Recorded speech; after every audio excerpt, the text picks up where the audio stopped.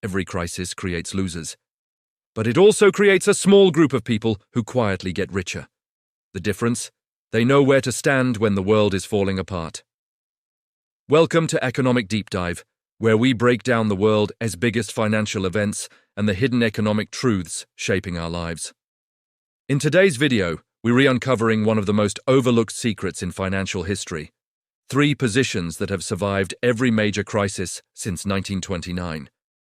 From the Great Depression to inflation waves, from the 2008 global financial meltdown to the COVID-19 economic shock, these positions, when understood correctly, can protect wealth, create opportunity, and keep you afloat when the world is drowning in uncertainty.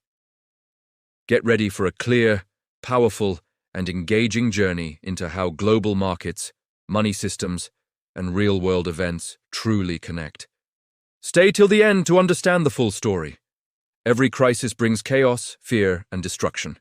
Markets crash, businesses collapse, unemployment rises, and governments struggle to control the damage. But through every collapse, a pattern appears, a pattern most people never notice.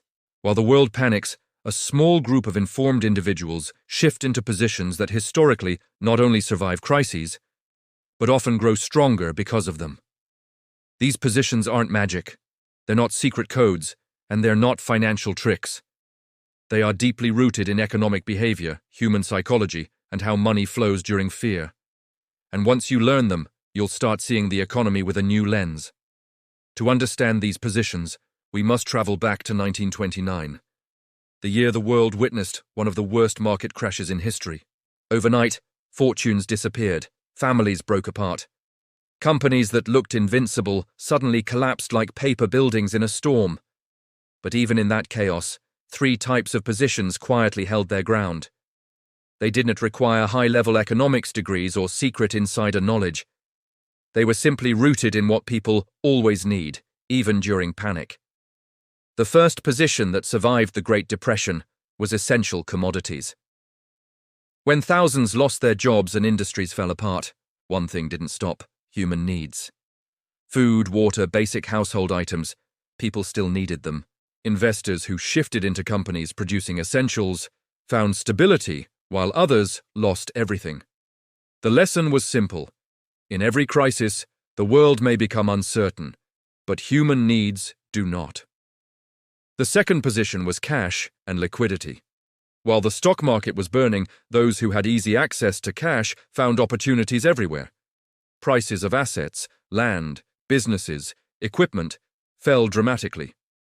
People who were liquid were able to buy assets for pennies, assets that would later multiply in value. Liquidity became power, and power became wealth. A truth that still repeats in every market crash. Cash is not just money, it's optionality, it's control. It's the ability to act when others freeze in panic. The third position was solid income-producing assets.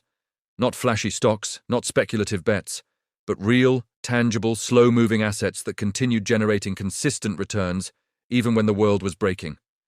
Rental properties, farms, railroads, and utilities. These industries kept operating because society needed them. Even in crisis, electricity must run, food must grow, and homes must shelter families. The people who owned these assets didn't become billionaires overnight. But they didn't lose everything either. They survived, and in the long run, survival is the foundation of wealth. Fast forward to the 1970s, a decade dominated by inflation, oil shocks, and economic stagnation. The world watched as prices surged, currencies struggled, and governments attempted countless policies to stabilize the economy. But guess what remained resilient? Once again, essential commodities. As inflation ate away at cash and savings, commodities soared. Cash, if managed wisely, still remained powerful in the early stages of the crisis because it allowed people to make strategic moves before prices became uncontrollable. And income-producing assets like real estate and farmlands continued to grow in value because they naturally rise with inflation. Then came the financial crisis of 2008. Banks collapsed, the housing market burned, and millions lost their jobs. The speed and scale of destruction shocked the world. But yet again, a familiar pattern emerged. Essential commodities remained stable.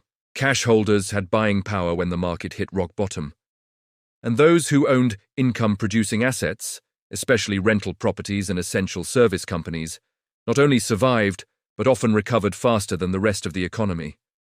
The world barely had time to breathe before COVID-19 struck, shutting down entire nations and freezing global trade. Uncertainty reached a level unseen in modern times. People were locked inside their homes, businesses shut their doors, and governments scrambled to print money to keep economies alive. And once again, the three positions became clear. Essentials, food, medical supplies, household basics, became the backbone of survival. Liquidity proved its value as markets dropped and then surged.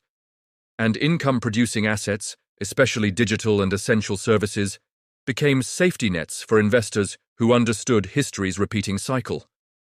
So why do these positions survive crisis after crisis?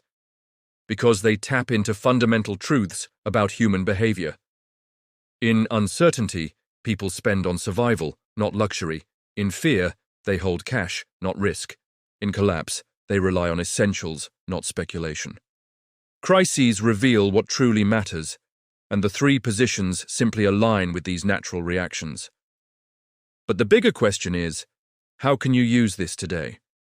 How do these positions fit into the modern world, where economies are interconnected, markets move faster, and technology changes everything? In the modern world, essential commodities aren't limited to food or energy. They include digital essentials, cloud services, communication networks, medical technologies, cybersecurity, and logistics systems. The world now relies on digital infrastructure the same way it relies on food and electricity. When choosing essential positions today, think beyond physical needs and include digital necessities.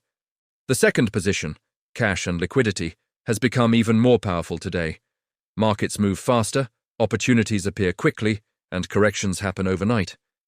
Cash allows you to move when everyone else is stuck, but holding cash doesn't mean letting it sit idle. It means having liquid reserves, emergency funds, short-term investments, safe instruments that allow you to act instantly. The people who bought assets in 2009 or during the COVID crash didn't do it with borrowed money. They did it because they were liquid at the right moment. The third position, income-producing assets, has expanded significantly in today's world. It's not just rental properties or farmlands anymore. It includes digital assets that generate recurring revenue, subscription services, royalties, dividend-paying stocks, online properties, and even certain types of business models that function independently of economic cycles. The nature of income has evolved, but the principle is the same. Own something that pays you even when the world is unpredictable.